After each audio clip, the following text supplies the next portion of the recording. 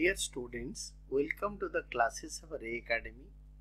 We are studying analysis of financial statements, the third book, and the chapter is on comparative statements and common size statements.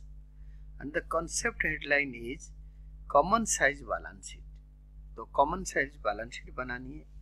The question is from the following information prepare a common size balance sheet. तो एक common size balance sheet बनाओ. तो common size balance sheet of dash dash, company का नाम नहीं दे रखा है तो डैश डैश करो. आज at 31 March of the first year and second year दे रखा है, अब उतार लो ईयर.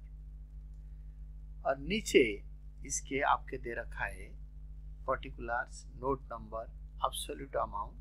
यहाँ पे first year second year and first year second year दे रखा है. आप क्वेश्चन से लिख सकते हो, उल्टा दे रखा है, आप फर्स्ट ईयर को पहले सेकेंड ईयर के बाद में लिखो. For amount to write down absolute amounts that is rupees लिखो इसीलिए.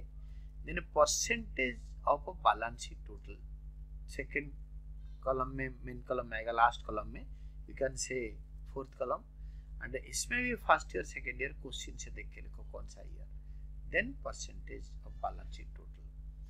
तो हम लायबिलिटीज पार्ट से स्टार्ट करते हैं, इक्विटी एंड लायबिलिटीज. पहले तो सारे नोट डाउन कर लेंगे. Will be writing share holders funds के नीचे share capital, then B part reserves and surplus, then non current liabilities that those are long term borrowings, then comes your current liabilities. इसके नीचे आएगा short term borrowings और इसको total कर देंगे. This is the balance sheet total. ये आपके जो आया है, this is balance sheet total. इसके बाद मैं आपको एक एक करके समझाऊंगा. तो हमें निकालना है percentage of a balance sheet total for all items. तो first I will go for the first year. First year का share capital balance sheet total का कितना है. तो फर्स्ट ईयर का share capital rupees 18 lakh divided by balance sheet total rupees 48 lakh multiplied by 100 and the percentage of share capital to balance sheet total for the first year will be 37.5%. Second is reserves and surplus. So reserves and surplus rupees 6 lakhs divided by balance sheet total rupees 48 lakhs and multiplied by 100 to find out the percentage of a reserves and surplus to balance sheet total is 12.5%. Then non-current liabilities. Non-current liabilities में long term borrowings. Long term borrowings में आपके आ रहे हैं rupees 12 lakhs. 12 lakhs is the first year's value divided by rupees 48 lakh is the first year's liability side total या balance sheet total, multiplied by 100 to find out the percentage of long term borrowing on balance sheet total is 25%. Then short term borrowings. यहाँ पे short term borrowings first year का आपका है rupees 12 lakhs divided by balance sheet total rupees 48 lakhs multiplied by 100. ये आपको देगा short term borrowings का percentage on balance sheet total, that will be 25%. Balance sheet total का फर्स्ट ईयर का value को ऐड करके हमारा 48 लाख आया. सारे परसेंटेज को अगर ऐड कर देंगे तो हमारा 100 आएगा. अब हमेशा टोटल को 100 ले लेना.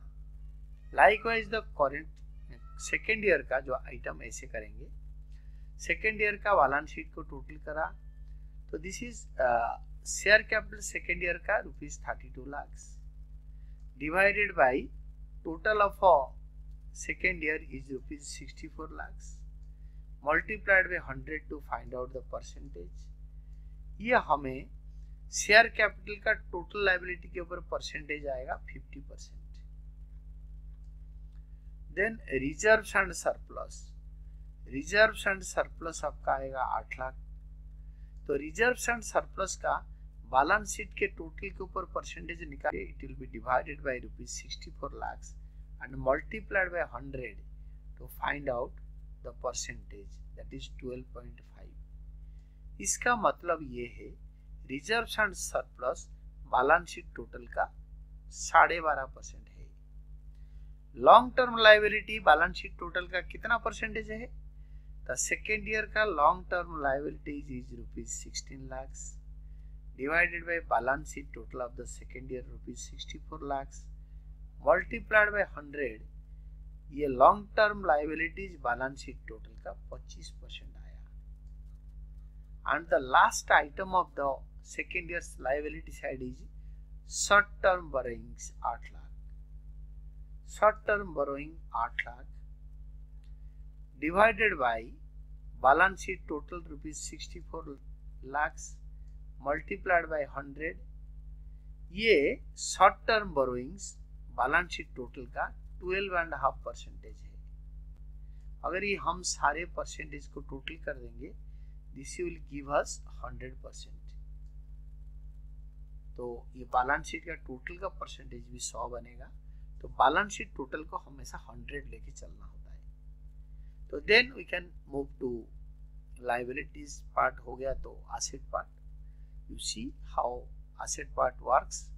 एसेट पार्ट का हर आइटम को आपको पहले लिख देना पड़ेगा ताकि बैलेंस शीट टोटल के साथ आप कर सको। That is non current asset, you mean fixed assets. Fixed assets ये तो सब हेड है, उसके नीचे tangible assets. Then non current investments B part, इसका भी वैल्यू दे रखा है। Then current assets, current assets में इन्वेंट्रीज दे रखा है। देन ट्रेड रिसीवेबल दे रखा है। देन आपका कैश एंड कैश इक्विवेलेंट दे रखा है। देन बैलेंस शीट का टोटल कर दो। एक बार टोटल आ जाए then we can proceed with the solution. तो इसका जो टोटलिंग है, तो टेंजिबल एसेट होता है आपके फर्स्ट ईयर का ₹16 लाख। तो टेंजिबल एसेट्स का बैलेंस शीट टोटल का क्या परसेंटेज होता है हर आइटम? तो जो फिक्स्ड एसेट का परसेंटेज होता है फर्स्ट ईयर का, it is ₹16 lakhs for the first year divided by balance sheet total ₹48 lakh multiplied by 100 will be 33.33%.